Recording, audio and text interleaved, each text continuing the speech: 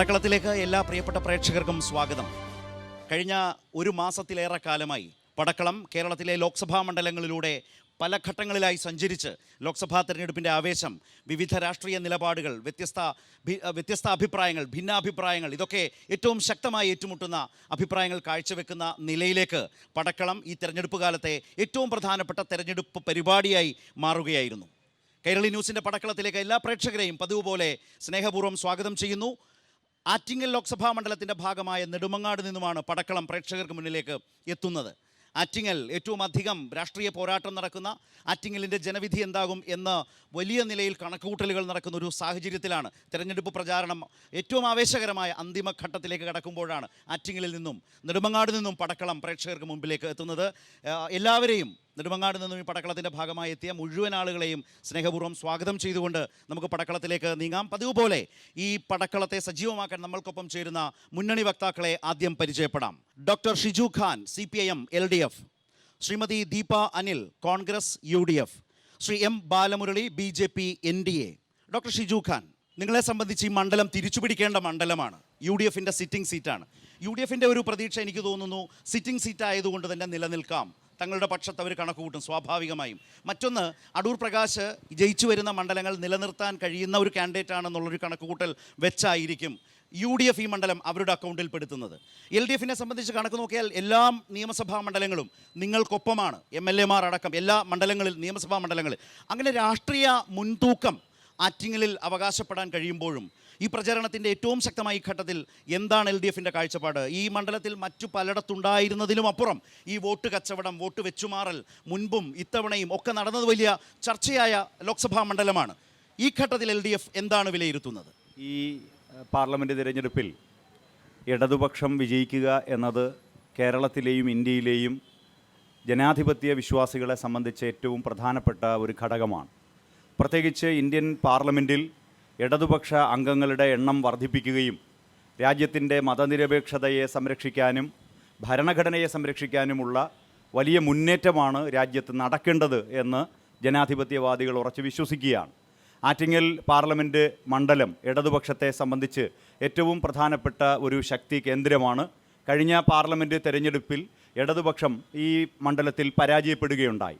എന്നാൽ ഈ തെരഞ്ഞെടുപ്പിൽ മികച്ച ഭൂരിപക്ഷത്തോടുകൂടി കേരളത്തിലെ ഇടതുപക്ഷ ജനാധിപത്യ മുന്നണിയുടെ സ്ഥാനാർത്ഥിയായി ആറ്റിങ്ങലിൽ മത്സരിക്കുന്ന സഖാവ് വി ജോയ് മികച്ച ഭൂരിപക്ഷത്തിൽ വിജയിക്കും. അതിനേറ്റവും പ്രധാനപ്പെട്ട കാരണം ഇടതുപക്ഷ സർക്കാർ ഈ സംസ്ഥാനത്ത് നടപ്പിലാക്കി വരുന്ന വികസന പ്രവർത്തനങ്ങളോട് ജനങ്ങൾക്കുള്ള കൂറും പ്രതിബദ്ധതയുമാണ്.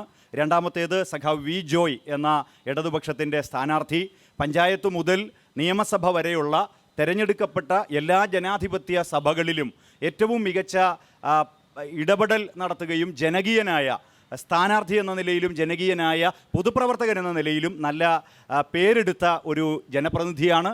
അതോടൊപ്പം ആറ്റിങ്ങൽ പാർലമെൻറ്റ് മണ്ഡലത്തിൻ്റെ ഭാഗമായ 7 നിയമസഭാ മണ്ഡലങ്ങളിലും മികച്ച ഭൂരിപക്ഷമാണ് ഇടതുപക്ഷത്തിന് കൈമുതലായിട്ടുള്ളത്. BJPയും കോൺഗ്രസും തമ്മിലുണ്ടാക്കുന്ന അവിശുദ്ധമായിട്ടുള്ള സഖ്യത്തെ പരാജയപ്പെടുത്താൻ ഈ ആറ്റിങ്ങൽ പാർലമെൻറ്റ് മണ്ഡലത്തിലെ ജനങ്ങൾ തീർച്ചയായും ഈ തെരഞ്ഞെടുപ്പിൽ ഇടതുപക്ഷത്തിന് വോട്ട് ചെയ്യും എന്ന് ഞങ്ങൾ ഉറച്ച് പ്രതീക്ഷിക്കുകയാണ്. ഷിജു ഖാൻ, അതിൽ തന്നെ ഞാൻ സൂചിപ്പിച്ച വോട്ട് മറിക്കൽ, വോട്ട് വെച്ചുമാറൽ എന്നതുപോലുള്ള പ്രശ്നങ്ങൾ LDF സജീവമായി മണ്ഡലത്തിൽ ഏറ്റെടുക്കുന്നുണ്ടോ? പല ഘട്ടത്തിലും അതുമായി ബന്ധപ്പെട്ട വാർത്തകൾ ഉണ്ടായിരുന്നതുകൊണ്ട്. നമ്മുടെ രാജ്യത്ത് തന്നെ പലയിടങ്ങളിലും BJPയായി മാറിക്കൊണ്ടിരിക്കുന്ന കോൺഗ്രസ് നേതാക്കന്മാരുടെ, കോൺഗ്രസിൻ്റെ മുൻ മുഖ്യമന്ത്രിമാരുടെ, PCC പ്രസിഡന്റുമാരുടെ ഒക്കെ എണ്ണം നമ്മുടെ രാജ്യത്ത് അനുദിനം വർദ്ധിച്ചു വരികയാണ്. ആറ്റിങ്ങൽ പാർലമെൻറ്റ് മണ്ഡലത്തിൽ കഴിഞ്ഞ തവണ തന്നെ BJPയും കോൺഗ്രസും തമ്മിലുള്ള അവിശുദ്ധമായിട്ടുള്ള ഒരു ബന്ധമുണ്ടായിരുന്നു എന്ന നിലയിലുള്ള കൃത്യമായ വിവരങ്ങളുടെ അടിസ്ഥാനത്തിൽ ഇപ്പോൾ വാർത്തകൾ പുറത്തു വരികയാണ്. അടൂർ പ്രകാശ് തന്നെ കോൺഗ്രസിൽ എത്ര കാലം ഉണ്ടാകും എന്ന് കോൺഗ്രസ്സുകാർ തന്നെ സ്വയം ചോദിച്ചു തുടങ്ങുന്ന ഒരു സാഹചര്യമാണ്. കോൺഗ്രസിൻ്റെ നേതാവ് വെള്ളനാട് ശശി അടക്കം കോൺഗ്രസിൽ നിന്ന് രാജിവെച്ച് ഇടതുപക്ഷത്തോട് ചേരുന്നതിൻ്റെ അടിസ്ഥാനം എന്താണ്? BJPയായി മാറാനുള്ള സാഹചര്യം ഇവിടുത്തെ കോൺഗ്രസ് ഇപ്പോൾ പ്രകടിപ്പിച്ചുകൊണ്ടിരിക്കുകയാണ്. കോൺഗ്രസ്സുകാർ ജയിച്ചു വന്നാൽ കോൺഗ്രസിൽ തന്നെ തുടരുമോ എന്ന് കോൺഗ്രസ്സുകാർ ചോദിച്ചുകൊണ്ട് തുടങ്ങിയിരിക്കുന്ന കാലമാണ്. വെള്ളനാട് ശശിയെപ്പോലുള്ള കോൺഗ്രസിൻ്റെ ദീർഘകാലത്തെ ഏറ്റവും സമുന്നതനായ ഈ താലൂക്കിലെ നേതാവ്, ഈ ജില്ലയിലെ പ്രമുഖനായ നേതാവ് BJP-യുമായിട്ടുള്ള കോൺഗ്രസ് നേതാക്കന്മാരുടെ ബന്ധത്തിൽ പ്രതിഷേധിച്ചുകൊണ്ട് രാജിവെച്ച് ഇടതുപക്ഷത്തോട് ചേർന്നിരിക്കുകയാണ്. അപ്പം ഞാൻ ചൂണ്ടിക്കാണിക്കുന്നത് ഇവിടെ വോട്ട് മറിച്ചുകൊണ്ടും എങ്ങനെയെങ്കിലും വിജയിച്ച് കയറാനുള്ള കോൺഗ്രസിൻ്റെ നിലപാടിനെതിരായിട്ട് ജനാധിപത്യ വിശ്വാസികൾ തീർച്ചയായിട്ടും പ്രതികരിക്കും. അത് കോൺഗ്രസ്സുകാർ അസ്വസ്ഥരായിട്ട് കാര്യമില്ല. ശരി, ഇവിടെ ദീപാനിൽ ഞാൻ നേരത്തെ ഡോക്ടർ ഷിജു ഖാനോട് ചോദിച്ചപ്പോഴും അത് സൂചിപ്പിച്ചിരുന്നു. ഈ ലോക്സഭാ മണ്ഡലത്തിന് കീഴിൽ വരുന്ന 7 നിയമസഭാ മണ്ഡലങ്ങളിലും ഇടതുപക്ഷ MLA-മാരാണ്.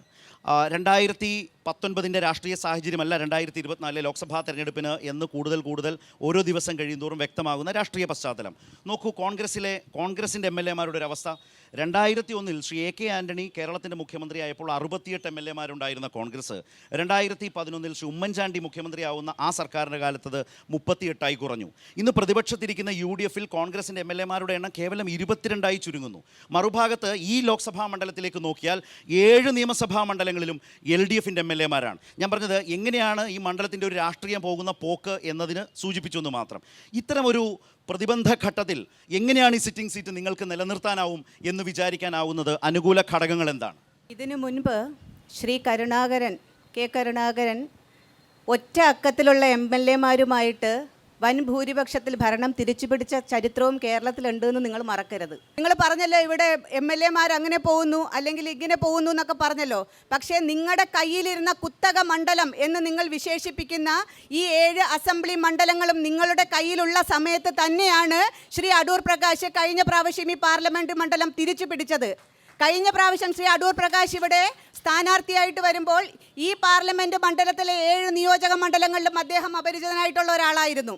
അദ്ദേഹത്തിന് നേരിട്ട് യാതൊരു ബന്ധവും ഉണ്ടായിരുന്നില്ല മുൻപ് മന്ത്രിയായിരുന്നത് ഒഴിച്ചാൽ. പക്ഷേ എന്നിട്ടും ജനങ്ങൾ വിശ്വസിച്ചു. ജനങ്ങൾക്ക് ഇടതുപക്ഷത്തിലുള്ള വിശ്വാസം നഷ്ടപ്പെട്ടത് കൊണ്ട് ജനങ്ങൾ ഐക്യ ജനാധിപത്യ മുന്നണിയുടെ സ്ഥാനാർത്ഥിയെ വിജയിപ്പിച്ച് വിട്ടിട്ട് ഈ 5 വർഷം കഴിയുമ്പോൾ ഞങ്ങൾ അടൂർ പ്രകാശ് എന്ന് പറയുന്ന ഞങ്ങളുടെ സ്ഥാനാർത്ഥിയെ അവതരിപ്പിക്കുന്നത് അഭിമാനപൂർവ്വമാണ്. കാരണം കഴിഞ്ഞ 10 പതിറ്റാണ്ടുകളിൽ ഇടതുപക്ഷത്തിന്റെ MP-മാർക്ക് ഇവിടെ കൊണ്ടുവരാൻ പറ്റാത്ത വികസന പദ്ധതികൾ ശ്രീ അടൂർ പ്രകാശ് ഇവിടെ കൊണ്ടുവന്നിട്ടുണ്ട്. അതുകൊണ്ട് തന്നെ പൂർണ്ണമായിട്ടുള്ള ആത്മവിശ്വാസത്തിലും അതിനുപരി അഭിമാനത്തോടും കൂടിയാണ് ഞങ്ങൾ ഈ സ്ഥാനാർത്ഥിയെ മുൻനിർത്തുന്നത്. ശ്രീ ബാലമുരളി, ഇത് പിന്നെ ഒരു കാര്യം കൂടെ ഇദ്ദേഹം ചോദിച്ചു, ശ്രീ അടൂർ പ്രകാശ് തന്നെ അങ്ങ് BJP-യിലോട്ട് പോയി കഴിഞ്ഞാൽ എന്ത് ചെയ്യുന്നുള്ളത്. ആദ്യം നിങ്ങളുടെ പാർട്ടി സെക്രട്ടറി ശ്രീ ജയരാജൻ പോകാതിരിക്കാൻ നോക്കുക, അതിനുശേഷം നിങ്ങൾ അടൂർ പ്രകാശിലോട്ട് നോക്കിയാൽ മതി എന്ന് മാത്രമാണ് എനിക്ക് അതിനെക്കുറിച്ച് പറയാനുള്ളത്. ഷിജു ഖാൻ എന്തെങ്കിലും ഉണ്ടോ പറയാൻ? അല്ല, രാജ്യത്തെ കോൺഗ്രസിൻ്റെ മുഖ്യമന്ത്രിമാർ BJP പോയതിനെ കുറിച്ചാണ് ഞാൻ ചൂണ്ടിക്കാണിച്ചത്. ഞാൻ ചോദിക്കട്ടെ, നിങ്ങൾക്ക് ഇന്ത്യയിലെ വിവിധ സംസ്ഥാനങ്ങളിൽ ഉണ്ടായിരുന്ന വോട്ട് ഷെയറുകൾ എത്രയാണെന്ന് താങ്കൾക്ക് അറിയാമോ? ഇന്ത്യയുടെ വിവിധ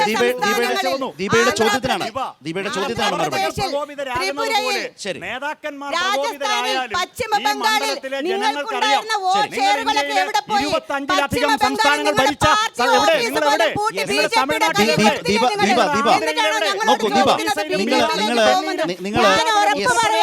അടൂർ പ്രകാശ് എന്ന് പറയുന്ന ഞങ്ങളുടെ പാർലമെന്റ് അംഗം യാതൊരു കാരണവശാലും BJP-യിൽ പോയില്ല. കാരണം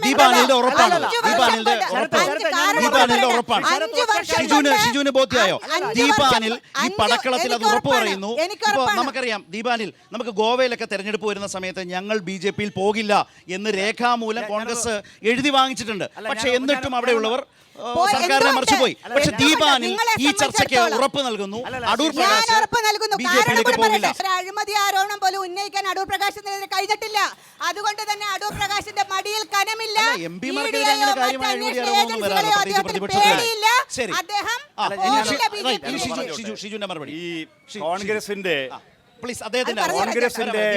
കോൺഗ്രസിന്റെ നേതാവായ ഈ സഹോദരിയേക്കാൾ കേരളത്തിന് ചിരപരിചിതയായ കോൺഗ്രസിന്റെ നേതാവായിരുന്ന ശ്രീ കെ കരുണാകരന്റെ പ്രിയപുത്രി പത്മജ വേണുഗോപാൽ എവിടെയാണ് നിൽക്കുന്നത്?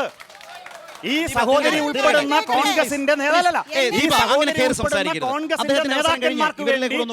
IT ഉപദേശം കൊടുത്തിരുന്ന ശ്രീ AK ആന്റണിയുടെ പ്രിയപുത്രൻ ഇപ്പോ എവിടെയാണ് നിൽക്കുന്നത്? പത്മജ വേണുഗോപാലിനെയും കോൺഗ്രസിന്റെ ശ്രീ AK ആന്റണിയുടെ മകനേക്കാൾ ആധികാരികതയോടുകൂടിയാണ് എന്റെ പ്രിയപ്പെട്ട സഹോദരിയോട് സംസാരിക്കുന്നത്. ശ്രീ ബാലമുരളി, ഇതിനപ്പുറം വ്യത്യസ്തമായി തന്നെ നിങ്ങളോട് സംസാരിക്കേണ്ട ഒരു കാര്യമുണ്ട്. കാരണം നിങ്ങൾ ഇവിടെ മത്സരിപ്പിക്കുന്ന ഒരു കേന്ദ്രമന്ത്രിയാണ്. കേന്ദ്രമന്ത്രിയെ അവതരിപ്പിക്കുമ്പോൾ അതിലൂടെ മോദി ഗ്യാരണ്ടി എന്ന വിഷയത്തിലേക്ക് തന്നെ പോകും. 10 വർഷം ഭരിച്ചിട്ടും അതിനനുസരിച്ചുള്ള ഒരു മോദി ഗ്യാരണ്ടിയും ഒരു ഉറപ്പും പാലിക്കാത്തതിൻ്റെ പെട്രോൾ, ഗ്യാസ് പ്രധാനമന്ത്രി തന്നെ പറഞ്ഞു 50 ദിവസത്തിനുള്ളിൽ അധികാരത്തിൽ വന്നാൽ പെട്രോളിൻ്റെയും ഡീസലിൻ്റെയും വില 50-ലെത്തിക്കും. ഈ 50 ദിവസവും കഴിഞ്ഞ് 10 വർഷവും എത്തിയിട്ടും ആ വാക്കു പാലിച്ചിട്ടില്ല. തൊഴിൽ നിയമനങ്ങൾ റദ്ദു ചെയ്യുന്നു. പൊതുമേഖലാ സ്ഥാപനങ്ങൾ വിറ്റുതുലയ്ക്കുന്നു, വിറ്റഴിക്കുന്നു. അത് അദാനിയുടെയും മറ്റും കൈകളിലേക്ക് പോകുന്നു. നിരവധിയായ വിഷയങ്ങൾ ആ നിലയിൽ നിൽക്കുമ്പോൾ നിങ്ങളൊരു പുതിയ ഗ്യാരണ്ടി വെച്ചാൽ എങ്ങനെയാണ് കേരളം പോലൊരു സംസ്ഥാനം വിശ്വസിക്കുക? അതുകൊണ്ട് തന്നെ കേന്ദ്രമന്ത്രിയോട് ആ നിലയിലുള്ള ഭരണവിരുദ്ധ വികാരം ആറ്റിങ്ങലിൽ അതിശക്തമായി ഉണ്ടാവില്ലേ? ഇവർക്ക് ഒരേ ഒരു വിഷയമുള്ള ആരാദ്യം ബി ജെ പിയിലേക്ക് പോകും. പിന്നെ ഇവിടെ ചോദിച്ച കാര്യം, ആ മണ്ഡലത്തിലൂടെ കടന്നു പോകുന്ന ദേശീയപാതകളും അതുപോലെ റെയിൽവേ സ്റ്റേഷനുകളും, ആ മണ്ഡലത്തിൽ സ്ഥിതി ചെയ്യുന്ന റെയിൽവേ സ്റ്റേഷനുകളും കേന്ദ്ര ഗവൺമെൻറ്റിന് വികസിപ്പിക്കാനായി എന്നതല്ലാതെ യാതൊരുവിധ വികസന പ്രവർത്തനങ്ങളും ഈ പാർലമെൻറ്റ് മണ്ഡലത്തിൽ നടന്നിട്ടില്ല. ഇപ്പോൾ വർക്കല ശിവഗിരിയുടേതടക്കം അവിടെ തീർത്ഥാടന അതുപോലെ തന്നെ വിനോദസഞ്ചാരപരമായ രീതിയിൽ ഒത്തിരി വികസനങ്ങൾ ഉണ്ടാക്കാൻ സാധിക്കും. എന്താ ചെയ്തത് കേന്ദ്ര സർക്കാർ? അല്ല, കേന്ദ്ര സർക്കാരിന് ചെയ്യാൻ സാധിക്കുമെന്നാണ് പറയുന്നത്. ഇവിടുന്ന് ഒരു MP വന്നാൽ ശിവഗിരി മഠവുമായി ബന്ധപ്പെട്ട് തീർത്ഥാടന കേന്ദ്ര സർക്കാർ പൈസ ശിവഗിരി മഠ തീർത്ഥാടനത്തിന് പൈസ വരികയാണ് സാർ. അഞ്ചുതെങ്ങില് കടലോര മേഖല വളരെ വലിയ ഭീഷണി നേരിടുകയാണ്. മുതലപ്പൊഴി വളരെ വലിയ പ്രശ്നമാണ്. അവിടെ ഒന്നും ഒരു തരത്തിലും ഇടപെടാനായിട്ട് ഈ MP-ക്കോ സംസ്ഥാന സർക്കാരിനോ സാധിച്ചിട്ടില്ല. ഒരു കാര്യം കൂടെ, പെട്രോൾ വില സാർ ചോദിച്ചു. ഇന്ന് പെട്രോളിന്റെ വില, കേരളത്തിലെ പെട്രോളിന്റെ വില 107 രൂപ 35 പൈസയാണ്. മാഹിയിലെ വില 91 രൂപ 87 പൈസയാണ്. ആദ്യം അല്ലല്ല, അതാണ് സൂചിപ്പിച്ചത്. ആദ്യം ഈ രീതിയിലൊന്ന് വില കുറയ്ക്കാനായിട്ട് കേരളം ഭരിക്കുന്ന സർക്കാർ തയ്യാറാകട്ടെ, എന്നിട്ട് കേന്ദ്രത്തിനെ കുറ്റം പറയുന്നതിന് യോഗ്യതയുണ്ട് എന്നുള്ളതാണ് എനിക്ക് സൂചിപ്പിക്കുന്നത്. നിങ്ങൾ പരസ്പരം രണ്ടുപേരും മത്സരിക്കുന്നുണ്ടെങ്കിലും നമ്മുടെ ഇടതുപക്ഷ ജനാധിപത്യ മുന്നണിയുടെ പ്രധാനമന്ത്രി സ്ഥാനാർത്ഥി ആരാണ്? രാജ്യം കണ്ട, രാജ്യത്തിൻ്റെ പേര് തന്നെ മാറ്റാൻ ഒരു മടിയും കാണിക്കാത്ത, ഭരണഘടനയെ അട്ടിമറിക്കാൻ ഒരു മടിയും കാണിക്കാത്ത, കോടാനുകോടിക്കണക്കിന് രൂപ ഇലക്ട്രൽ ബോണ്ടിലൂടെ കൈമുതലാക്കാൻ ഒരു മടിയും കാണിക്കാത്ത ഒരു പാർട്ടി ഈ രാജ്യം ഭരിച്ചുകൊണ്ടിരിക്കുകയാണ്. ഈ പാർട്ടിയിൽ നിന്ന് രാജ്യത്തെ രക്ഷിക്കാനുള്ള പോരാട്ടം രാജ്യത്തെ മതനിരപേക്ഷവാദികൾ ഏറ്റെടുത്ത് മുന്നോട്ട് പോവുകയാണ്. അതുകൊണ്ട് തന്നെ ഈ തെരഞ്ഞെടുപ്പിൽ രാജ്യത്തെ BJP അധികാരത്തിൽ നിന്ന് തൂത്തെറിയുക എന്ന ഉത്തരവാദിത്തം ഈ രാജ്യത്തെ മതേതര ജനാധിപത്യ രാഷ്ട്രീയ പാർട്ടികൾ ഏറ്റെടുക്കും. ഒന്ന്. രണ്ടാമത്തേത്, ഇന്ത്യയുടെ ഇടതുപക്ഷത്തിൻ്റെ പ്രധാനമന്ത്രി സ്ഥാനാർത്ഥി ആര് എന്നാണ് അദ്ദേഹത്തിൻ്റെ ചോദ്യം. ഞങ്ങൾ ഈ രാജ്യത്ത് BJP-യെ അധികാരത്തിൽ നിന്ന് തൂത്തെറിയുക എന്നതാണ് ഞങ്ങളുടെ ഒന്നാമത്തെ ലക്ഷ്യം. ഞങ്ങൾ ഈ തെരഞ്ഞെടുപ്പിൽ വിജയിച്ചു വരുമ്പോൾ രാജ്യത്തെ BJP വിരുദ്ധ, RSS വിരുദ്ധ രാഷ്ട്രീയ പ്രസ്ഥാനങ്ങൾ വിജയിച്ചു വരുമ്പോൾ ഈ രാജ്യത്തെ ജനങ്ങൾ തീരുമാനിക്കും രാജ്യത്ത് ആരാണ് പ്രധാനമന്ത്രി, ആരാണ് മന്ത്രിമാർ, ആരാണ് മന്ത്രിസഭ. സാധാരണക്കാർ നേരിടുന്ന ഒട്ടേറെ പ്രശ്നങ്ങൾ, പെട്രോളിൻ്റെ വിലവർധനമടക്കമുള്ള ധാരാളം പ്രശ്നങ്ങൾ കേരളം നേരിടുന്നുണ്ട്. അതോടൊപ്പം തന്നെ ഇവിടെ പെൻഷൻ, വളരെ ലളിതമായൊരു കാര്യം പറഞ്ഞാൽ പെൻഷൻ കേന്ദ്രത്തിൻ്റെ ഒരു ചെറിയ വിഹിതമാണ് പെൻഷൻ വഴി കൊടുക്കുന്നത്. ആ കൊടുക്കുന്ന വിഹിതം പോലും കഴിഞ്ഞ ഏതാനും വർഷങ്ങളായിട്ട് ബാങ്കിൽ പണം വരുന്ന ആളുകൾക്ക് അത് കിട്ടുന്നില്ല. വീടുകളിൽ കൊണ്ട് കൊടുക്കുന്ന ആളുകൾക്ക് കേന്ദ്ര സർക്കാരിൻ്റെ വിഹിതം കൂടി സംസ്ഥാന സർക്കാരാണ് ഇട്ട് ആ പെൻഷൻ ഇപ്പോൾ കൊടുത്തുകൊണ്ടിരിക്കുന്നത്. അപ്പോൾ അതിനെന്താണ് കേന്ദ്രത്തിൻ്റെ ഒരു കാര്യം? രണ്ടാമത്, കേരളത്തിന് കിട്ടേണ്ട, അല്ലെങ്കിൽ ഓരോ സംസ്ഥാനങ്ങൾക്കും കിട്ടേണ്ടതായ കേന്ദ്രത്തിൻ്റെ വിഹിതം, ഇപ്പോൾ ഈ പല നിലയ്ക്കുള്ള വിഹിതം, അതൊന്നും കേരളത്തിന് കൃത്യമായ രീതിയിൽ കൊടുക്കുന്നില്ല. പിന്നെ എന്താണ് ഈ BJP-യുടെ പ്രതിനിധി, അതിനെക്കുറിച്ച് എന്താണ് പറയാനുള്ളത്? കേന്ദ്ര വിഹിതം 1 രൂപ പോലും ഇനി കുടിശ്ശികയായിട്ടില്ല എന്ന് സുപ്രീം കോടതിയിൽ ഇവർ അഫിഡവിറ്റ് കൊടുത്തിട്ടുണ്ട്. അതിനെക്കുറിച്ചൊന്നും പറയണ്ട. 5000 കോടി രൂപയാണ് അധികമായി കടമെടുക്കാനുള്ള ശേഷിയുള്ളത്, അല്ലെങ്കിൽ കേരളത്തിന് കഴിയുന്നത്. അതിൽ ഇപ്പോൾ 3000 കോടി രൂപ എടുക്കാനായിട്ടുള്ള അനുമതിയും കൊടുത്തിട്ടുണ്ട്. അതൊക്കെ അസത്യമായിട്ടുള്ള പ്രചരണങ്ങളാണ്. അത് ആ ചോദ്യത്തിൽ അടങ്ങിയിരിക്കുന്നത്. ഇത് തരാതെ പലതരത്തിൽ കഷ്ടപ്പെടുത്തിയപ്പോൾ സുപ്രീം കോടതിയിൽ ഒരു സംസ്ഥാനത്തിന് പോകേണ്ടി വന്നു.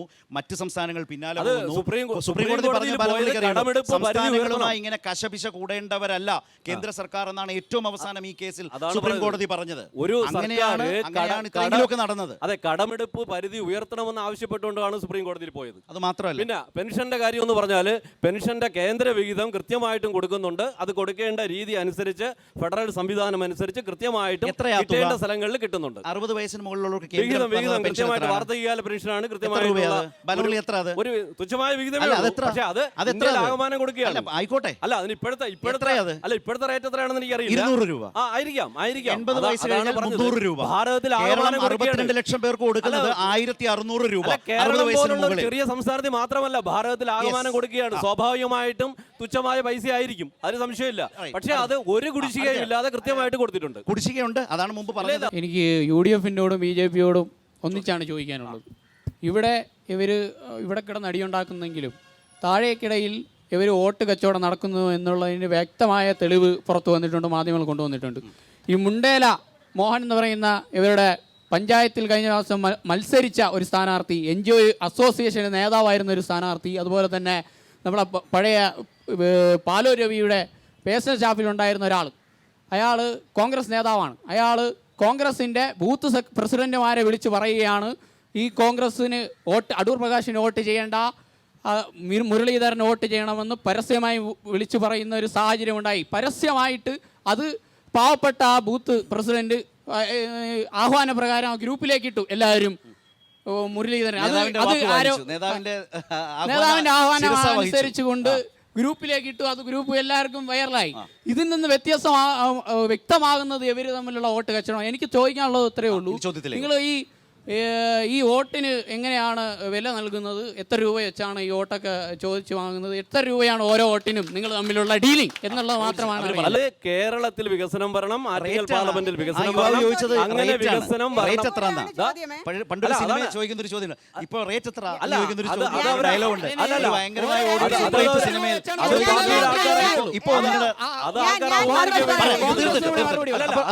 റേറ്റാ ചോദിച്ചത്. അല്ലല്ല, അതെ, ഒരു വോട്ടിന് എത്ര കാശ്? അത് ആൾക്കാർ അപമാനിക്കാനുള്ള ചോദ്യം. ആ ചോദ്യത്തിന് സത്യമില്ല.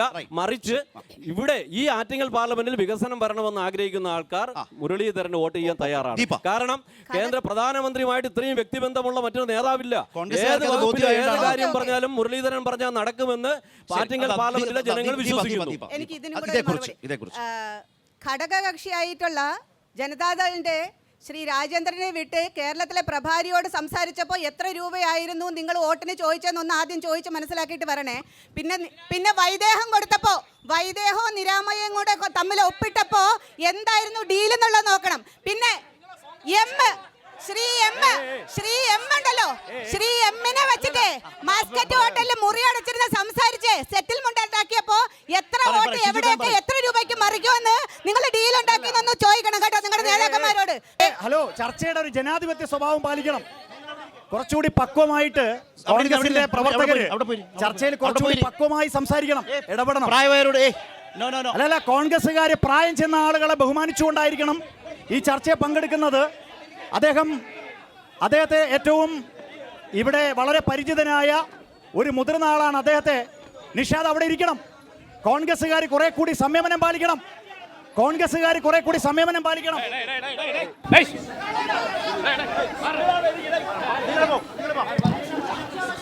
ഇത് ഒരു ചർച്ചയാവുമ്പോൾ വ്യത്യസ്ത അഭിപ്രായങ്ങളൊക്കെ വരും. നിങ്ങൾക്ക് പാകമായി അതിന് ശക്തമായി മറുപടി പറയാൻ പറ്റുന്ന നേതാക്കൾ ഇവിടെ ഉണ്ടല്ലോ. ദീപ മറു രാഷ്ട്രീയത്തെ നോക്കി വിമർശനം ഉന്നയിച്ചു. നിങ്ങൾ വോട്ട് കച്ചവടം നടത്തും അല്ലെങ്കിൽ നിങ്ങൾ വോട്ട് മറിക്കുന്നു എന്ന് പറഞ്ഞൊരു പ്രശ്നം അവിടെ ഉന്നയിച്ചു. അതിനുകൂടി ഒരു മറുപടി. ഞങ്ങൾക്ക് വോട്ട് മറിക്കേണ്ട ഒരാവശ്യവുമില്ല. ഞങ്ങൾക്ക് ഞങ്ങളുടെ സ്ഥാനാർത്ഥിയുടെ 5 വർഷത്തെ വികസനങ്ങൾ മാത്രം മതി ജനങ്ങളോട് വോട്ട് ചോദിക്കാനായിട്ട്. അത്രയ്ക്കും കാര്യങ്ങൾ ചെയ്തിട്ടുള്ള ഒരാളാണ്. പിന്നെ ഇവിടെ ചോദിച്ചല്ലോ ശിവഗിരി സർക്യൂട്ടിന് എന്താ ചെയ്തതെന്നുള്ളത്. ശിവഗിരി സർക്യൂട്ട് പദ്ധതിയിൽ 69.47 കോടി രൂപ പദ്ധതിക്ക് അംഗീകാരം കിട്ടിയതാണ്. അത് എം പി നിവേദനം നൽകുകയും ശിവഗിരി ടൂറിസം ഉൾപ്പെടെ 184 കോടിയുടെ പദ്ധതിയിൽ നിന്നാണ് കേന്ദ്ര സർക്കാരാണ് പിന്മാറിയത്. അതിനുശേഷം വീണ്ടും അദ്ദേഹം അതുമായിട്ട് പോവുകയും 66.42 കോടി രൂപയായിട്ട് പുതുക്കി നിശ്ചയിച്ച പദ്ധതി ഇപ്പൊ നിലവിലുണ്ട്. ആളുകളുടെ കണ്ണിൽ പൊടിയിടരുത് വെറുതെ. നിങ്ങളുടെ കേന്ദ്ര സർക്കാരാണ് അത് മരവിപ്പിച്ചത്. അദ്ദേഹം പറഞ്ഞത് വി മുരളീധരനെ വിജയിപ്പിച്ചാൽ മുരളീധരൻ എന്ന് പറയുന്ന ഒരു രാജ്യസഭാ MP ആണ്. അദ്ദേഹത്തിന് ഇന്ത്യയിൽ എവിടെ വേണമെങ്കിലും അദ്ദേഹത്തിന്റെ MP ഫണ്ട് വിനിയോഗിക്കാൻ പറ്റും. ഒരു കേന്ദ്രമന്ത്രി എന്ന പദവിയിൽ ഉണ്ടായിട്ടും മോദിയുടെ ഗ്യാരണ്ടി എന്ന് പറഞ്ഞ എന്തിനാ ഇവിടെ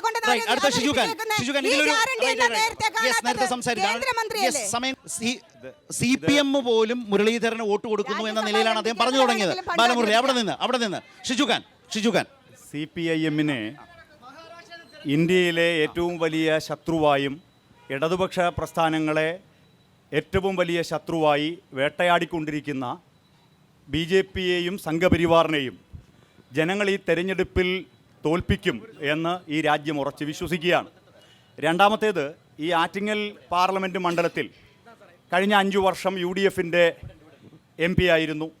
എത്ര അധികം ശബ്ദം ഉയർത്തി പറഞ്ഞാലും എന്താണ് വികസന പ്രവർത്തനം, ഹൈമാസ് ലൈറ്റ് ആണോ ഈ പാർലമെൻറ്റ് മണ്ഡലത്തിൻ്റെ വികസന പ്രവർത്തനം എന്ന ചോദ്യം ഉയർന്നു തന്നെ ഇരിക്കും. കാരണം തീരപ്രദേശങ്ങളുള്ള വളരെ പ്രധാനപ്പെട്ട ഒരു മണ്ഡലത്തിൽ ഈ കേന്ദ്രാവിഷ്കൃത പദ്ധതികൾ നേടിയെടുത്തുകൊണ്ട് ഈ മണ്ഡലത്തിലെ തീരപ്രദേശത്തെ ജനങ്ങളെ സഹായിക്കാൻ എന്ത് ചെയ്തു കഴിഞ്ഞ 5 വർഷം MP? പ്രസക്തമായ ചോദ്യമാണ്. മലയോര മേഖല, വനമേഖല, നിരവധി മണ്ഡലങ്ങൾ, ഇപ്പോൾ വാമനപുരം പോലെ, അരുവിക്കര പോലെ, നെടുമങ്ങാട് പോലെ വനമേഖല ഉൾക്കൊള്ളുന്ന മണ്ഡലങ്ങളിൽ വോട്ട് പിടിക്കാനല്ലാതെ കഴിഞ്ഞ 5 വർഷം ഏത് വിഷയത്തിൽ ഇടപെടാൻ ഇവിടുത്തെ MP-ക്ക് സാധിച്ചു? കോൺഗ്രസ് മറുപടി പറയേണ്ട സുപ്രധാനമായ ചോദ്യം ഈ ചന്തമുക്കിൽ ഉയരണമല്ലോ. സിറ്റിസൺഷിപ്പ് അമെൻമെൻറ്റ് ആക്ട്, പൗരത്വ നിയമം, ആ പൗരത്വ നിയമം പിൻവലിക്കുമെന്നോ പൗരത്വ നിയമം രാജ്യത്ത് നടപ്പാക്കില്ലെന്നോ സ്വന്തം പ്രകടന പത്രികയിൽ എഴുതി വെക്കാൻ ഇന്ത്യയിലെ കോൺഗ്രസിന് കരുത്തില്ല. ഇത് നെഹ്റുവിൻ്റെ കോൺഗ്രസ് ആണോ? ഇത് ഗാന്ധിയുടെ കോൺഗ്രസ് ആണോ? ഇത് മൗലാന അബുൽ കലാം ആസാദിന്റെ കോൺഗ്രസ് ആണോ? അതോ മോഡിക്ക് ഗ്യാരണ്ടി കൊടുക്കുന്ന കോൺഗ്രസ് ആണോ? അതാണ് കേരളം ചർച്ച ചെയ്യേണ്ടത്. റൈറ്റ്, ചോദ്യങ്ങളിലേക്ക്. നമ്മുടെ കേരളം അനുഭവിക്കുന്ന ഒരുപാട് പ്രശ്നങ്ങളുണ്ട്. ദാരിദ്ര്യ പ്രശ്നം, അതുപോലെ വികസനം ചിലയിടങ്ങളിൽ മുരടിച്ചിരിക്കുന്നു. അതുപോലെ നമ്മുടെ വിദ്യാർത്ഥികൾ, പഠിപ്പുള്ള വിദ്യാർത്ഥികൾ ഒരുപാട് വിദേശങ്ങളിലേക്ക് കടന്നു പോകുന്നു, ഇവിടെ തൊഴിൽ കിട്ടാത്തതുകൊണ്ട്. അപ്പോൾ ഇതുപോലെയുള്ള വിഷയങ്ങളിൽ ഈ തിരഞ്ഞെടുപ്പിൻ്റെ അവസാന ഘട്ടത്തിൽ ചർച്ചയാകാതെ ചില വൈകാരികമായ വിഷയങ്ങൾ അത് മാറ്റിവെച്ചിട്ട് ജനങ്ങൾക്ക് ഏറ്റവും പ്രധാനപ്പെട്ട ആവശ്യങ്ങൾ, ആ ആവശ്യങ്ങൾ ചർച്ച ചെയ്യുന്ന ഒരു തെരഞ്ഞെടുപ്പായിട്ട് ഇതിനെ മാറ്റാൻ ഇടതുപക്ഷം എന്ന നിലയിൽ താങ്കൾക്ക് എന്ത് നിർദ്ദേശമാണ് നൽകാനുള്ളത്? നേരിട്ടുള്ള ചോദ്യം. തീർച്ചയായിട്ടും ഞങ്ങൾ രാജ്യത്തെ രൂക്ഷമായ തൊഴിലില്ലായ്മ ഈ തെരഞ്ഞെടുപ്പിൽ ഞങ്ങൾ ചർച്ച ചെയ്യുകയാണ്. അതും ഒരു വൈകാരിക പ്രശ്നമാണ്. ഏതാണ്ട് 70-71 കാലയളവിന് ശേഷം രാജ്യം കണ്ട ഏറ്റവും രൂക്ഷമായ തൊഴിലില്ലായ്മയാണ് ഇപ്പോൾ സംഭവിച്ചുകൊണ്ടിരിക്കുന്നത്. സെൻറ്റർ ഫോർ മോണിറ്ററിംഗ് ഇന്ത്യൻ എക്കോണമിയുടെ കണക്ക് തെളിയിക്കുന്നത് 8.5% രാജ്യത്ത് തൊഴിലില്ലായ്മ വർദ്ധിച്ചു. ഇപ്പോൾ ഈ ചർച്ചയിൽ പങ്കെടുക്കുന്ന കോൺഗ്രസ് BJP-യുടെ പ്രിയ സുഹൃത്തിനടക്കം അദ്ദേഹത്തിൻ്റെ കയ്യിൽ കണക്കുണ്ടെങ്കിൽ അദ്ദേഹം പറയണം, കഴിഞ്ഞ 10 വർഷം കൊണ്ട് ഇന്ത്യയിൽ സ്ഥിരം തൊഴിൽ ഈ കേന്ദ്ര ഗവൺമെൻറ്റിൻ്റെ ഭാഗമായി കിട്ടിയവരുടെ എണ്ണം, അതിൻ്റെ കണക്കുകൾ എവിടെയെങ്കിലും പ്രസിദ്ധീകരിക്കാൻ അല്ലെങ്കിൽ ഈ ചർച്ചയിൽ തുറന്നു പറയാൻ BJP-ക്ക് കഴിയുമോ? ഞാനൊരു കണക്ക് പറയാം. അത് പാർലമെൻറ്റിൻ്റെ മേശപ്പുറത്ത് ശ്രീ ജിതേന്ദ്ര സിംഗ് കേന്ദ്രമന്ത്രി വെച്ച കണക്കാണ്. 10.5 ലക്ഷം ഒഴിവുകൾ ഇന്ത്യയിൽ കേന്ദ്ര ഗവൺമെൻറ് സ്ഥാപനങ്ങളിൽ, മന്ത്രാലയങ്ങളിൽ, വിവിധ വകുപ്പുകളിൽ ഒഴിഞ്ഞു കിടക്കുന്നു. അതിൽ 8 ലക്ഷം ഒഴിവുകൾ ഗ്രൂപ്പ് C കാറ്റഗറിയിലാണ്. ഇങ്ങനെ ഒരു അനുഭവം രാജ്യത്തുണ്ടാകുമ്പോൾ കേരളത്തിൽ കഴിഞ്ഞ 7 വർഷം കൊണ്ട് 3 ലക്ഷത്തിലധികം പേർക്ക് PSC ജോലി ഉറപ്പുവരുത്തിയ ഒരു സർക്കാരാണ് കേരളത്തിൽ. അതുകൊണ്ട് അങ്ങയുടെ ചോദ്യം പ്രസക്തമാണ്. ഈ നാട്ടിലെ തൊഴിലിന്റെ ലഭ്യത തീർച്ചയായും ചർച്ച ചെയ്യുക തന്നെ വേണം. PSC റാങ്ക് ഹോൾഡേഴ്സ് ഇപ്പോഴും സെക്രട്ടറിയുടെ ഫ്രണ്ടിൽ പോയാൽ അറിയാം യുവജനങ്ങൾക്ക് നിങ്ങൾ എത്രമാത്രം തൊഴിൽ കൊടുക്കുന്നു എന്ന്. ഈ ആറ്റിങ്ങൽ പാർലമെന്റിൽ MP ആയിരുന്നിട്ട് സ്ത്രീകൾക്ക് വേണ്ടിയിട്ട് എന്ത് വികസന പദ്ധതികളാണ് കൊണ്ടുവന്നിട്ടുള്ളത്? ആദ്യത്തെ ചോദ്യം എന്തായിരുന്നു? ആദ്യത്തെ PSC അല്ല, ജോലി. സെക്രട്ടേറിയറ്റിന്റെ മുമ്പിൽ പോയാൽ അറിയാം താങ്കൾ പറഞ്ഞതിന്റെ കണക്കും വസ്തുതയും എന്നാണ്. ഇന്ത്യയിൽ BJP ഭരിക്കുന്ന ഏതെങ്കിലും ഒരു സംസ്ഥാനത്തിൻ്റെ സെക്രട്ടേറിയറ്റിന് മുന്നിൽ റാങ്ക് ഹോൾഡേഴ്സ് ഏതെങ്കിലും ഒരു ആശങ്ക രേഖപ്പെടുത്തില്ല. കാരണം അവിടെയൊന്നും സ്ഥിര നിയമനം നടക്കുന്നില്ല. സ്ഥിര നിയമനം നടത്താൻ ഒരു റാങ്ക് ലിസ്റ്റ് BJP ഭരിക്കുന്ന BJP-യുടെ പിന്നെ പ്രതിനിധിയുടെ ഒരു ചോദ്യത്തിനുള്ള ഉത്തരം കേരളത്തിലെ കണക്കാണ്. സിവിൽ പോലീസ് ഓഫീസറുടേതായിരിക്കും അവർ ഉന്നയിക്കുന്നത്. UDF ഭരിച്ച 2011-16 കാലയളവിനേക്കാൾ മികച്ച നിലയിൽ സിവിൽ പോലീസ് ഓഫീസർ നിയമനം കൊടുത്തത് 2016 മുതൽ 21 വരെ അധികാരത്തിൽ ഇടതുപക്ഷ ജനാധിപത്യ മുന്നണിയാണ്. ഇനി 2021 അധികാരത്തിൽ വന്ന ഇടതുപക്ഷ ജനാധിപത്യ മുന്നണിയുടെ 5 കൊല്ലത്തെ ഭരണമായിട്ടില്ലല്ലോ. ആ 5 കൊല്ലത്തെ ഭരണമാകുമ്പോൾ 2011 UDF കൊടുത്ത നിയമനത്തെക്കാൾ ചെയ്യുന്നു യൂണിയൻ പബ്ലിക് സർവീസ് കമ്മീഷൻ UPSC-യുടെ കഴിഞ്ഞ ഒരു വർഷം ശരി. ഇന്ത്യയിൽ നടന്ന വിവിധ സംസ്ഥാനങ്ങളിലെ നിയമനങ്ങളെ കുറിച്ചുള്ള കണക്ക് 27 സംസ്ഥാനത്തെ ഈ മേശപ്പുറത്ത് വെച്ചാലും ഇപ്പുറത്ത് കേരളത്തിൽ നടന്ന നിയമനത്തിന്റെ Right. ത്രാസായിരിക്കും ശരി, ഉയർന്നു ശരി, നിൽക്കുന്നത്. ശരി, ശരി. കണക്കുണ്ടല്ലോ കയ്യിൽ. കണക്ക് വെച്ചല്ലേ ചർച്ച. നേരത്തെ വന്ന ഒരു ചോദ്യം എന്ന് പറഞ്ഞാല് കോൺഗ്രസ് BJP-യുമായിട്ട് വോട്ട് കച്ചവടം നടത്തി. എന്തിന്റെ അടിസ്ഥാനത്തിലാണ് ആ ആക്ഷേപം ഉന്നയിച്ചത് നമുക്കറിയില്ല. കാരണം കഴിഞ്ഞ പാർലമെന്റ് ഇലക്ഷന് എത്ര വോട്ടാണ് BJP വർദ്ധിപ്പിച്ചതെന്ന് ഇവിടെയുള്ള എല്ലാവർക്കും അറിയാം. അപ്പോൾ ആരെ വോട്ട് ആർക്കാണ് കിട്ടിയത്? ബി മുരളീധരൻ പരാജയപ്പെട്ട് കഴിഞ്ഞാൽ അത് പരാജയപ്പെടുന്നത് ബി മുരളീധരനല്ല, ഇവിടുത്തെ ജനങ്ങളാണ്. ഇവിടെ രണ്ടുപേരുടെയും വോട്ട് വാങ്ങിച്ച് ജയിക്കേണ്ട ഗതികേടൊന്നും ഞങ്ങളുടെ സ്ഥാനാർത്ഥിക്കില്ല. അദ്ദേഹം കൊണ്ടുവന്ന വികസന പദ്ധതികളിൽ ഏറ്റവും മുന്തിയതാണ് ആറ്റിങ്ങൽ ബൈപ്പാസ് എന്ന് പറയുന്നത്.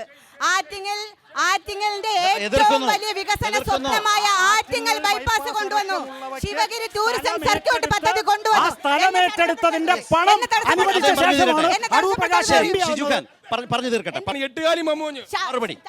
എന്തെട്ടുകാലി മഞ്ഞൂന് ചേട്ടൻ പറയും എന്തെട്ടുകാലി മഞ്ഞു. ഒരു കാര്യം, കഴിഞ്ഞ ഇടതുപക്ഷത്തിന്റെ MP ആയിരുന്ന സമ്പത്ത് ഇത് പാർലമെന്റിൽ അവതരിപ്പിച്ചു എന്നുള്ളതല്ലാതെ അതിന്റെ ഫോളോ അപ്പ് ചെയ്യാതെ നിരുത്തരവാദപരമായിട്ട് അത് ചെയ്തത് കാരണം അത് ലാപ്സായി പോകേണ്ട ഒരു പദ്ധതിയാണ്.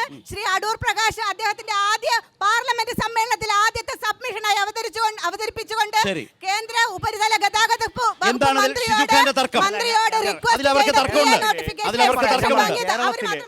ബൈപ്പാസ് ക്ലിയർ ചെയ്ത് പോവാം. ബൈപ്പാസ് മാത്രം സമ്പത്ത് MP ആയിരുന്ന കാലത്ത് ഇടതുപക്ഷ ജനാധിപത്യ മുന്നണി ഈ പാർലമെന്റ് മണ്ഡലത്തിൽ ഉണ്ടായിരുന്ന കാലത്ത് ഈ പ്രവർത്തനങ്ങൾക്ക് നേതൃത്വം കൊടുത്തു. അതിനുശേഷം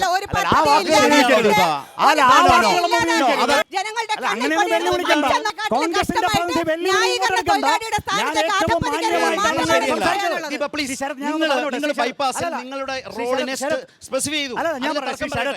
കോൺഗ്രസിന്റെ നേതാവ്, വനിതാ നേതാവ് ഈ ചർച്ചയിൽ പങ്കെടുക്കുമ്പോൾ ചർച്ചയിൽ പങ്കെടുക്കുന്ന ഒരാളോട് നാണമുണ്ടോ മാനമുണ്ടോ ഇതൊന്നും അന്തസ്സുള്ള പ്രയോഗമല്ല.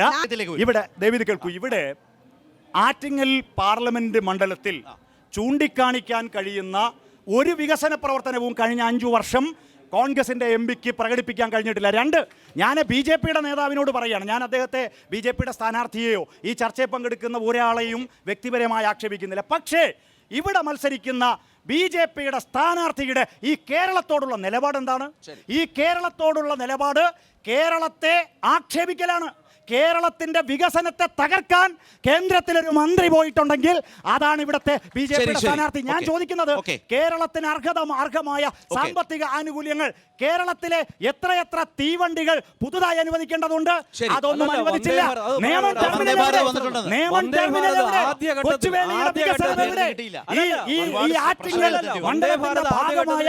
നിരവധി റെയിൽവേ സ്റ്റേഷനുകളുടെ വികസന പ്രവർത്തനങ്ങൾ ഞാൻ പറയുന്നത്. അതുകൊണ്ട് ഈ ആറ്റിങ്ങൽ മണ്ഡലത്തിൽ വിജയിച്ചു വരേണ്ടത് ഇടതുപക്ഷ ജനാധിപത്യ മുന്നണി. ഞാൻ ചോദിച്ച 2 ചോദ്യത്തിന് കോൺഗ്രസ് നേതാവ് മറുപടി പറഞ്ഞില്ല. 1, പൗരത്വ നിയമം പിൻവലിക്കുമെന്ന് ഈ പ്രകടന പത്രികയിൽ കോൺഗ്രസ് എന്തുകൊണ്ട് എഴുതിയില്ല? 2, എത്ര പേർക്ക് കേരളത്തിൽ സ്ഥിര നിയമനം കൊടുക്കാൻ BJP-യുടെ സർക്കാരിന് സാധിച്ചു? പൗരത്വത്തെ കുറിച്ച് ചോദ്യം വന്നപ്പോ MM ഹസൻ തന്നെ പറഞ്ഞത് എഴുതാൻ മനസ്സില്ല എന്നാണ്. ശരിയാണ്. പൗരത്വ നിയമത്തിനെതിരെ ഞങ്ങളുടെ പ്രകടന പത്രികയിലെ ഞങ്ങളുടെ ബുക്ക്ലെറ്റിന്റെ 8-ാം പേജിൽ ഒരു പൗരന് ഭരണഘടന അനുശാസിക്കുന്ന എല്ലാ വായിക്കാൻ പറയുന്നു.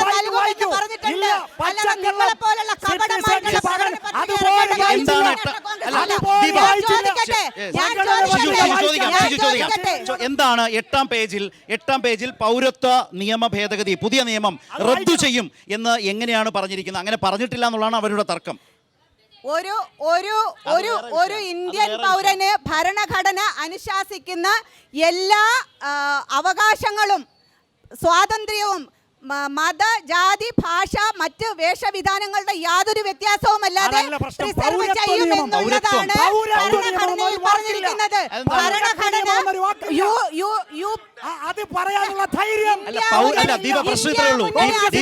പൗരത്വ നിയമം ഭേദഗതി, പൗരത്വ നിയമം റദ്ദു ചെയ്യും എന്ന് പറയാൻ എന്താണ്? അത്രയും പാടില്ലല്ലോ പറയാൻ. പൗരത്വ നിയമം ഇന്ത്യ എന്നൊരൊറ്റ മുന്നണി വാക്കില്ല. അധികാരത്തിൽ വന്നാൽ കോൺഗ്രസിന്റെ പ്രകടനപത്രികയാ? പൗരത്വ നിയമം കോൺ- അറബിക്കടലിൽ എറിയുമെന്ന് എത്ര BJP പ്രാവശ്യം വ്യക്തമാക്കിയിട്ടുണ്ട്? അത് കോൺഗ്രസ് എത്ര പ്രാവശ്യം വ്യക്തമാക്കിയിട്ടുണ്ട്? തൃപ്തിയാണോ? എത്ര പ്രാവശ്യം വ്യക്തമാക്കിയിട്ടുണ്ട്? പൗരത്വത്തിന്റെ കോൺഗ്രസിന്റെ ചർച്ചയിലേക്ക്. നിലപാട് ചോദിക്കുമ്പോ ആ. ഇന്ത്യ മുന്നണിയുടെ നിലപാട് ചൂണ്ടിക്കാണിക്കുന്നു. കോൺഗ്രസിന് ധൈര്യമില്ല. പൗരത്വവുമായി ബന്ധപ്പെട്ട ചോദ്യങ്ങൾ. ഇന്ത്യ ഇവിടെ മൈക്കോടെ. കോൺഗ്രസിന്റെ ആവശ്യപ്പെടുന്നു. ഈ പ്രകടന പത്രിക പൗരത്വവുമായി ബന്ധപ്പെട്ട് സംസാരിക്കാൻ ആർക്കാണ് താല്പര്യം? ഉണ്ടോ? പ്രകാശ് കാരാട്ടിനോടും യെച്ചൂരിയോടും പറയൂ ഇന്ത്യ മുന്നണിയിൽ നിന്ന് മാറാനായിട്ട്. കോൺഗ്രസിന്റെ നേതൃത്വത്തിലുള്ള ഇന്ത്യ മുന്നണിയാണ് ഈ ചോദ്യം. പ്രിയപ്പെട്ട കോൺഗ്രസ് നേതാവ് വിചാരിക്കുന്നത് ഇന്ത്യ കൂട്ടായ്മയെ നയിക്കുന്നത് കോൺഗ്രസ് തീർച്ചയായും ഇന്ത്യൻ കോൺഗ്രസ് ആണ് ഇന്ത്യ കൂട്ടായ്മയെ നയിക്കുന്നത്. മല്ലികാർജുൻ ഖാർഗെ പോലും പറഞ്ഞിട്ടുണ്ടല്ലോ. ഇന്ത്യൻ നാഷണൽ കോൺഗ്രസിന്റെ നേതൃത്വത്തിലുള്ള മുന്നണിയാണ് ഇന്ത്യ മുന്നണി എന്ന് പറയുന്നത്. ആ മുന്നണിയെ നയിക്കുന്ന കോൺഗ്രസ് അല്ല. എല്ലാ പാർട്ടികൾക്കും ഒരേ സ്റ്റാറ്റസ് ആണ്. തെരഞ്ഞെടുപ്പിന് ശേഷം വരുന്ന ശേഷിയാണ് ഇതിലെ വിഷയം. ചോദ്യത്തിലേക്ക്. ഒരു കാര്യം, ഇന്ത്യ സഖ്യത്തെ കോൺഗ്രസ് എവിടെ നയിക്കുന്നു? നിങ്ങൾ ദേശീയ രാഷ്ട്രീയം പറയാതെ ഇവിടുത്തെ വികസനങ്ങൾ പറയുന്നത് നിങ്ങളുടെ ഞങ്ങളുടെ എംപിയുടെ വികസനങ്ങൾ നിങ്ങളുടെ സുഹൃത്തിനാണ് ചോദ്യം ചോദിക്കാനുള്ളത്. എന്റെ പ്രിയപ്പെട്ട സഹോദര, സിഎയെ കുറിച്ച് പൗരത്വവുമായി ബന്ധപ്പെട്ട് നിരവധി സമരം നടത്തിയ സംഘടനയാണ് കോൺഗ്രസും യൂത്ത് കോൺഗ്രസും. പ്രിയപ്പെട്ട BJPയുടെ പ്രതിനിധിയോടാണ്, നിങ്ങൾ കൊണ്ടുവന്ന വികസനം മണിപ്പൂരാണോ നിങ്ങൾ ഉദ്ദേശിക്കുന്നത്? ഞങ്ങൾക്കറിയാൻ ആഗ്രഹമുണ്ട്. നിങ്ങൾ കൊടുത്ത 50 രൂപയുടെ പെട്രോൾ ഈ ഇന്ത്യ മഹാരാജ്യത്ത് ഏത് സ്റ്റേറ്റിൽ നിന്നാണ് ഞങ്ങൾ വാങ്ങേണ്ടത്? പ്രിയപ്പെട്ട സഹോദരിമാർ ഒട്ടനവധി ഇരിപ്പുണ്ട്. നിങ്ങൾ കൊടുത്ത 15 ലക്ഷം രൂപ, നിങ്ങൾ കഴിഞ്ഞതിന് കൊടുത്ത 15 ലക്ഷം രൂപ ആരുടെ അക്കൗണ്ടിലാണ് കൊടുത്തത്? പ്രിയപ്പെട്ട ഷിജു ഖാൻ, അങ്ങയോടാണ്. നിരവധി റാങ്ക് ലിസ്റ്റുകൾ ക്യാൻസലായി. നിരവധി റാങ്ക് ലിസ്റ്റുകൾക്ക് വേണ്ടി അപേക്ഷിച്ചുകൊണ്ട് ആയിരക്കണക്കിന് ഉദ്യോഗാർത്ഥികൾ ഇന്ന് തെരുവിലാണ്. കോൺഗ്രസിന്റെ പ്രതിനിധി എന്നോട് പറഞ്ഞത് ഇന്ത്യ മുന്നണിയിൽ നിന്ന് CPIM-നും ഇടതുപക്ഷത്തിനും അങ്ങ് ഇറങ്ങിപ്പൊക്കൂടെ എന്നൊരു നിലവാരമില്ലാത്ത ചോദ്യം ഉന്നയിച്ചപ്പോ ഞാൻ പറഞ്ഞ മറുപടിയാണ്, നിങ്ങളല്ല ഇന്ത്യ കൂട്ടായ്മയെ നയിക്കുന്നത്. വിഷയത്തിലേക്ക് വരൂ ഷിജു ഖാൻ, പുതിയ വിഷയത്തിലേക്ക് വരൂ. കഴിഞ്ഞ പ്രാവശ്യം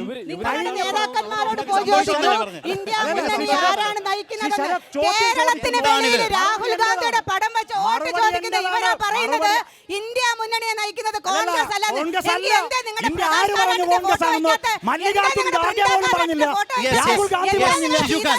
നിങ്ങളോടുള്ള ചോദ്യങ്ങളിലേക്ക് വരൂ.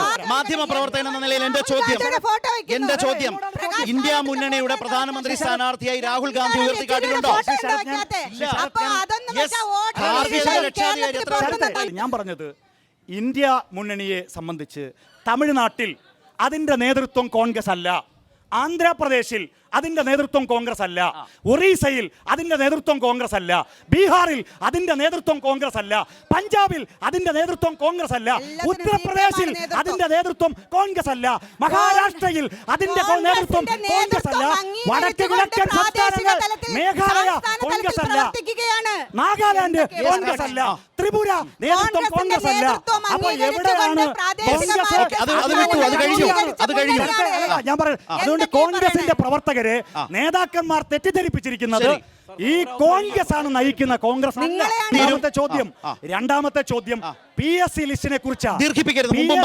PSC ലിസ്റ്റ് ക്യാൻസൽ ആകുന്നു എന്നാണ് കോൺഗ്രസിന്റെ നേതാവിന്റെ ആശങ്ക. PSC ലിസ്റ്റ് ഒരു നിശ്ചിത കാലയളവ് കഴിയുമ്പോൾ എല്ലാ കാലത്തും ക്യാൻസൽ ആകും. രണ്ട്, സിവിൽ കേരളത്തിൽ UDF ഭരിച്ച കാലയളവിനേക്കാൾ മികച്ച നിയമനമാണ്. തെളിവുകൾ വെച്ച് ഞാൻ പറയാം. അദ്ദേഹം പറഞ്ഞത് കോൺഗ്രസ് ഇന്ത്യയിൽ എങ്ങുമില്ല എന്ന് അദ്ദേഹം സ്ഥാപിച്ചു കഴിഞ്ഞു. CPM എവിടെയൊക്കെ ഉണ്ടെന്ന് നമുക്കറിയാം. അപ്പോൾ ആര് തമ്മിലാ മത്സരം?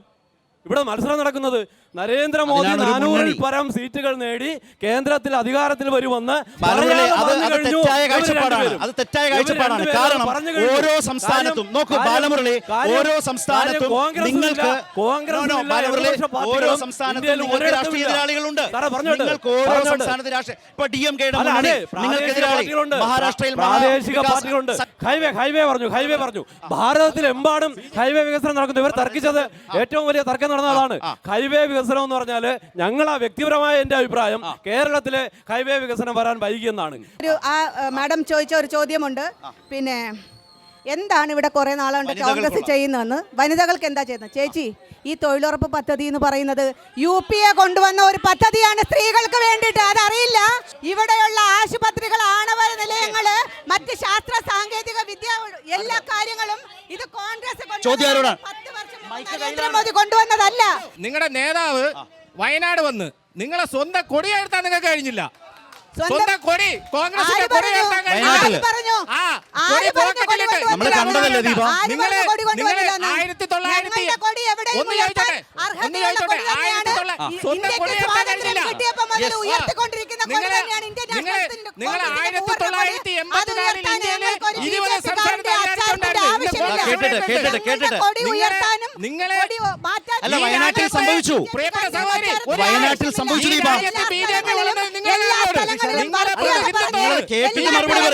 അതേപോലെ ഈ കേരളത്തിലെ നിയമസഭയിൽ ഒരു സീറ്റുണ്ടോ?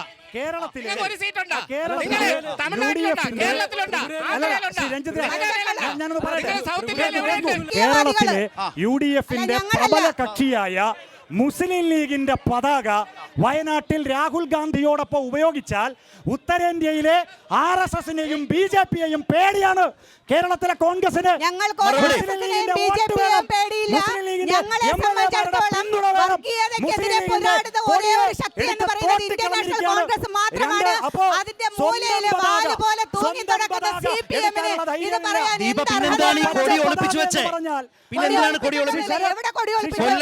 കൊല്ലത്ത് വയനാട്ടിൽ ദൃശ്യങ്ങൾ സഹിതം വലിയ വാർത്തയാ.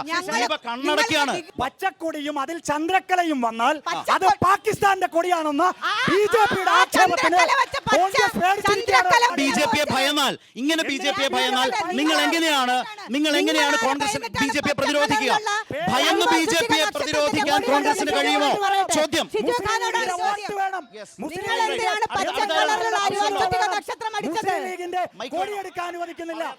BJPയുടെ പ്രതിനിധിയോടാണ്. ഈ അവസാന സന്ദർഭത്തിൽ കേരളത്തിലെ സ്ഥാനാർത്ഥികളെ പ്രഖ്യാപിച്ചപ്പോൾ അവരുടെ ആദരണീയനായ സംസ്ഥാന പ്രസിഡന്റ് വയനാട് പ്രഖ്യാപിച്ചു. അദ്ദേഹം പറഞ്ഞത് ബത്തേരിയുടെ പേര് മാറ്റി ഗണപതി വട്ടം എന്ന പേരാക്കുമെന്നാണ് അദ്ദേഹം പറഞ്ഞത്. എനിക്ക് ചോദിക്കാനുള്ളത്, ഇന്ത്യ മഹാരാജ്യം അഭിമുഖീകരിക്കുന്ന പട്ടിണിയും ദാരിദ്ര്യവും തൊഴിലില്ലായ്മയും വിലക്കയറ്റത്തിനുമെല്ലാം പരിഹാരമാണോ ഇങ്ങനെയുള്ള പതിറ്റാണ്ടുകൾ നീണ്ടു നിൽക്കുന്ന ഈ പേരുമാറ്റം കൊണ്ട് സാധിക്കുമോ എന്നതാണ് എൻ്റെ ഒരു ചോദ്യം. ഞങ്ങൾ വയനാട്ടിൽ ഞങ്ങളെ കൊടി കാണുന്നതിന് നിങ്ങൾ വിഷമിക്കേണ്ട. വയനാട്ടിലും ഇന്ത്യ രാജ്യത്തെ എല്ലാ ഗ്രാമങ്ങളിലും കോൺഗ്രസ് ഉണ്ട്. എല്ലാ ഗ്രാമങ്ങളിലും 5 പ്രവർത്തകരുള്ള രാജ്യത്തിന്റെ ഏറ്റവും വലിയ മതേതര പ്രസ്ഥാനം അത് കോൺഗ്രസ് തന്നെയാണ്. കോൺഗ്രസിന്റെ ഇലക്ഷൻ സ്ട്രാറ്റജി എങ്ങനെ ഉപയോഗിക്കണം ഞങ്ങളാണ് തീരുമാനിക്കുന്നത്. ഞങ്ങൾ പല തരത്തിൽ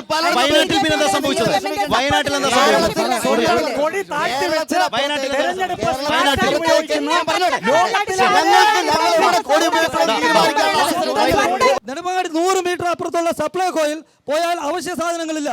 നമ്മളെ ഈ പാർലമെന്റ് മണ്ഡലത്തിൽ വികസനം എന്ന് പറഞ്ഞാൽ നിങ്ങൾ 1-2 കാര്യങ്ങൾ ചൂണ്ടിക്കാണിച്ചു. പക്ഷേ ഈ കാലങ്ങളായി നമ്മൾ ആഗ്രഹിക്കുന്ന റെയിൽവേ, മലയോര റെയിൽവേ എന്നുള്ള സ്വപ്നം, നിങ്ങൾ അതിനുവേണ്ടി എവിടെയെങ്കിലും ഒരു ചെറുവിരല്ല നടക്കുകയോ? ഒന്ന്, പിന്നെ കുട്ടികളുടെ സ്പോർട്സ്, നമ്മളെ കുട്ടികൾക്ക് കായികമായി വളരുവാനുള്ള സാഹചര്യമില്ല. ഒരു നല്ലൊരു സ്റ്റേഡിയം നമ്മളെ പ്രദേശത്തുണ്ടോ? ഒപ്പം ഇവിടെ നോക്കിയാൽ അറിയാം, റോഡിന്റെ സ്ഥലം നടപ്പാത പോലുമില്ല. ഒന്ന് ഇവിടെ കോൺഗ്രസിന്റെ പ്രതിനിധി പറഞ്ഞത് സപ്ലൈകോയിൽ സാധനങ്ങളില്ല എന്നൊരു ആക്ഷേപം ഉന്നയിച്ചല്ലോ. ഈ സപ്ലൈകോയിൽ സാധനമില്ല ഇടയ്ക്ക് വെച്ച് കേന്ദ്ര സർക്കാരിന്റെ നയത്തിന്റെ ഭാഗമായി കുറെ ബുദ്ധിമുട്ട് വന്നതിന്റെ ഭാഗമായി സപ്ലൈകോയിൽ സാധനം കിട്ടിയില്ല എന്നുള്ള വാസ്തവം പറഞ്ഞോട്ടെ.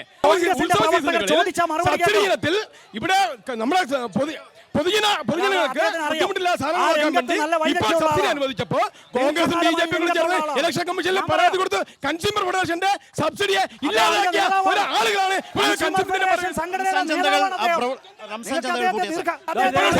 എല്ലാ മന്ത്രിയും ഇപ്പോഴും കോടതി ഉത്തരവുകളുടെ സബ്സിഡി കൊടുക്കാൻ ഈ സംസ്ഥാന ഗവൺമെന്റ് കോടതിയിൽ പോയി, മാനേജ്മെന്റ് കോടതിയിൽ പോയി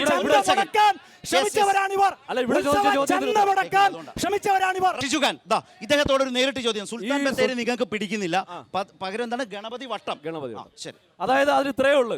ആദ്യം അദ്ദേഹം പത്രസമ്മേളനം മുഴുവൻ കണ്ടു കഴിഞ്ഞാൽ ആ പത്രസമ്മേളനത്തിൽ പറഞ്ഞിട്ടുള്ള കാര്യം വയനാടിൽ വികസനമില്ല, അത് അയാൾ അർത്ഥശങ്കയ്ക്ക് ഇടയില്ലാതെ അദ്ദേഹം പറഞ്ഞു കഴിഞ്ഞു.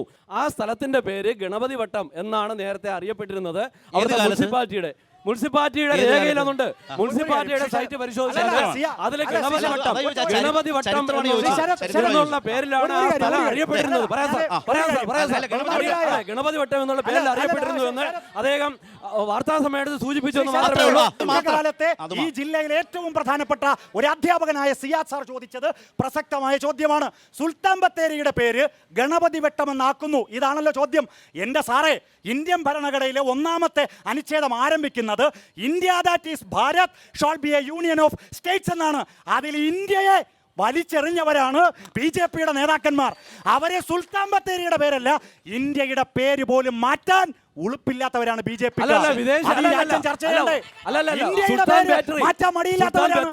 സുൽത്താൻ ബാറ്ററി എന്നാണ്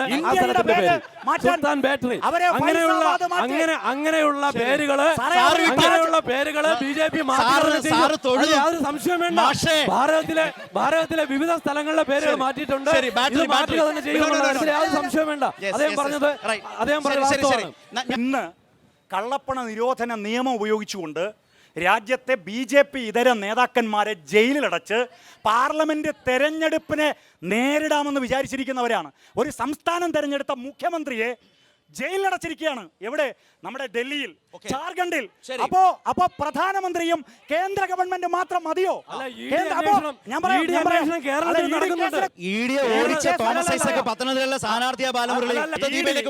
ED 2014 BJP അധികാരത്തിൽ വന്നതിന് ശേഷം എടുത്ത കേന്ദ്ര ഗവൺമെന്റ് ED എടുത്ത 95% കേസുകൾ പ്രതിപക്ഷ രാഷ്ട്രീയ പാർട്ടി നേതാക്കന്മാർക്കെതിരായിട്ടാണ്. സർക്കാരുകളെ അട്ടിമറിക്കാനാണ് ഉപയോഗിക്കുന്നത്.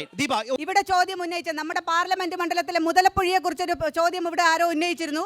മുതലപ്പുഴ ഫിഷിംഗ് ഹാർബറിൽ മത്സ്യത്തൊഴിലാളികളുടെ ജീവൻ അപകടത്തിലാണെന്നും നിത്യേന മരണം നടക്കുന്ന സ്ഥലമാണെന്നും അവിടെ സുരക്ഷിതത്വം വേണമെന്നും അദ്ദേഹം കത്തുകളിലൂടെ നിരന്തരം ആവശ്യപ്പെട്ടതിന്റെ ഫലമായി കേന്ദ്ര സർക്കാർ ഇവിടെ അന്വേഷിച്ചപ്പോ സംസ്ഥാന സർക്കാർ പറഞ്ഞു മുതലപ്പുഴയിൽ സുരക്ഷിതത്വ പ്രശ്നമില്ല എന്ന് പറഞ്ഞുകൊണ്ട് റിപ്പോർട്ട് നൽകിയ സംസ്ഥാന ഗവൺമെന്റിന്റെ രണ്ടാമത്തെ വിഷയം മലയോര ഹൈവേ, മലയോര റെയിൽപാതയെ കുറിച്ച് പറഞ്ഞു.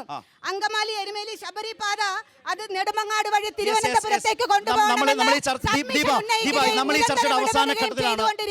ചോദ്യം 50 രൂപയ്ക്ക് പെട്രോൾ തരും എന്ന് പറഞ്ഞു കഴിഞ്ഞാൽ അതിന് മറുപടി പറഞ്ഞില്ല. എന്ത് ചെയ്യാനാണ്? കേരളത്തിലെ ടാക്സ് കുറച്ചാൽ എങ്ങനെയാണ്?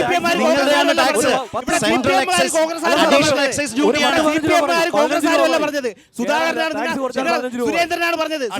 ബഹുമാനപ്പെട്ട പ്രധാനമന്ത്രി പറഞ്ഞിരുന്നു പിന്നെ പ്രതിവർഷം 2 കോടി യുവാക്കൾക്ക് ജോലി പറഞ്ഞിരുന്നു. അത് എത്രത്തോളം നടപ്പിലാക്കാൻ കഴിഞ്ഞിട്ടില്ല. ഇനി നമ്മുടെ CPM-ന്റെ ബഹുമാനപ്പെട്ട CPM പ്രതിനിധിയോടും കൂടി ചോദിക്കുകയാണ്, നവകേരള സദസ്സ് എത്രത്തോളം പ്രശ്നങ്ങൾ നിങ്ങൾക്ക് അതിനകത്ത് പരിഹരിക്കാൻ കഴിഞ്ഞിട്ടുണ്ട്? പഞ്ചായത്ത് പ്രതിനിധിയായിട്ട് എനിക്കറിയാം. ഒരു വിദ്യാർത്ഥി എന്ന നിലയിൽ, അതായത് NCERT പാഠപുസ്തക പരിഷ്കരണവുമായി ബന്ധപ്പെട്ട് പല ചരിത്ര സത്യങ്ങളെ മറച്ചു വെച്ചുകൊണ്ട് പല അന്ധവിശ്വാസങ്ങളെ കുത്തിത്തള്ളാനായിട്ട് ശ്രമിക്കുകയാണ്. അപ്പൊ അതുമായി ബന്ധപ്പെട്ട് എന്താണ് പറയാൻ? ഏതായാലും നിങ്ങൾ 3 പേരിലേക്കും ചർച്ചയുടെ ഒരു അവസാന ഘട്ടത്തിൽ ബാലമുരളി, നിരവധിയായ വിഷയങ്ങൾക്ക് നടുവിൽ അങ്ങേയറ്റം ഭരണവിരുദ്ധ വികാരം നേരിടുന്ന ഒരു സർക്കാരിന്റെ പ്രതിനിധിയായിട്ടാണ് കേന്ദ്രമന്ത്രി ഈ മണ്ണിൽ വോട്ട് ചോദിക്കുന്നത്. നരേന്ദ്രമോദി നേതൃത്വം കൊടുക്കുന്ന കേന്ദ്ര ഗവൺമെന്റ് അടുത്തതിന് അധികാരത്തിൽ വരും. അധികാരത്തിൽ വരുന്ന സമയത്ത് വിദ്യാർത്ഥി പോലും ബാലമുരളി, നമ്മുടെ രാജ്യത്തെ നിങ്ങൾ എങ്ങനെ മാറ്റുന്നു? അപരമത വിദ്വേഷം മതരാഷ്ട്രമാക്കുന്നു. വിദ്യാർത്ഥികളുടെ മനസ്സിൽ പോലും കേരളത്തിനകത്ത് അതാണ് നിങ്ങളെ കുറിച്ച്. ചരിത്രത്തിന് തിരുത്തുന്നു എന്നല്ലാതെ അബദ്ധങ്ങളായിട്ടുള്ള കാര്യങ്ങൾ ക്ലിയർ ചെയ്യുന്നു. അബദ്ധ കാര്യങ്ങൾ ക്ലിയർ ചെയ്യുന്നു. നരേന്ദ്രമോദി നേതൃത്വം കൊടുക്കുന്ന സർക്കാർ അധികാരത്തിൽ വരും.